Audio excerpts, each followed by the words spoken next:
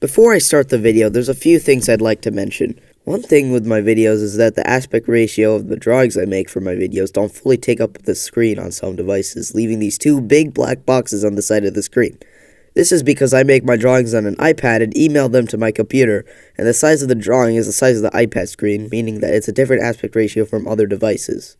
Don't worry, I'll try and fix this for the next video, but for continuity's sake, I'm going to keep this video with the old aspect ratio, but from now on, you will never see these black boxes again. Anyways, let's get back to the real topic of this video, the Wii's games. By the way, this is a part 2 video to my previous video.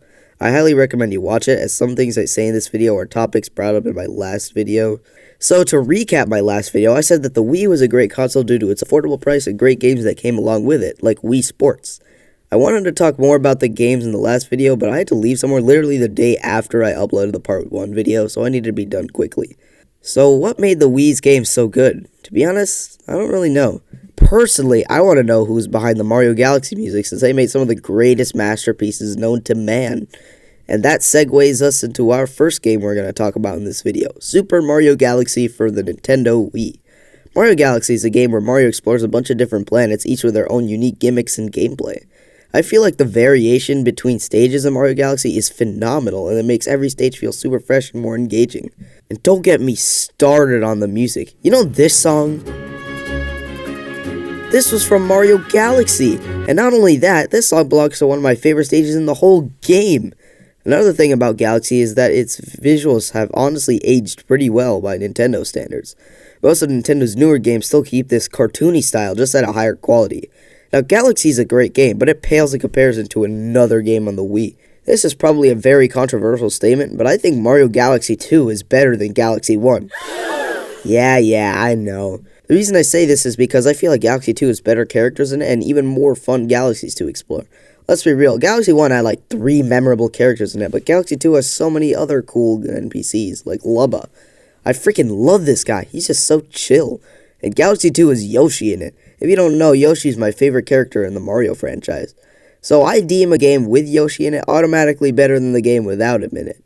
I will admit one thing though, and it's that Galaxy 1 has much better bosses than Galaxy 2. So much so that a lot of Galaxy 2's bosses are recycled concepts from Galaxy 1, like Diggle-Leg to Mega-Leg, and Galaxy 2 even has a whole galaxy dedicated to Galaxy 1's bosses. Either way, I loved both of these games when I was younger. Anyways, let's move on from Galaxy for a bit and come back down to Earth, where we're put into a go-kart and we get blue-shelled. Welcome to Mario Kart Wii, here home to some of the best driving, character selection, and music ever in a Mario Kart game. I personally believe that Mario Kart Wii is the best Mario Kart game ever. I haven't actually played them all, but I played 8 Deluxe, and it's most definitely better than that. But why is that? Why is 8 Deluxe, the newer game, worse than Mario Kart Wii, which is a game from 2009? Well, I actually came up with a little theory. When you compare the Wii glitchless world records to the 8 Deluxe world records, you kind of see what I mean. In 8 Deluxe, Nintendo decided to be a little less lenient with driving capabilities, which means that the regular track is usually the only path you could take. Let's take a look at Grumble Volcano, for example. Most of the race in Mario Kart 8 is about taking the fastest, tech-heavy routes on the main path, whereas in Mario Kart Wii... yeah, that's a real shortcut. And don't even get me started on glitch routes in this track. Mario Kart Wii just has more fun shortcuts than driving in general. Moving on from driving, Mario Kart Wii also has great character selection. We have all these guys to choose from. A healthy amount of characters. Not too many, not too little. At least for casual players, since everyone makes Funky Kong Flame Runner online. But in 8 Deluxe, there's a lot more characters to pick. So much so that it feels a little overwhelming. I guess it isn't terrible, except for the fact that no one uses these new characters because everyone just plays Yoshi Teddy.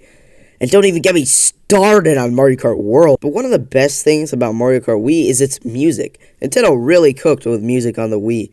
There's so many iconic songs like Luigi's Circuit, Mushroom Gorge, Coconut Mall, DK Summit, Maple Treeway, Moonview Highway, Rainbow Road, and many more.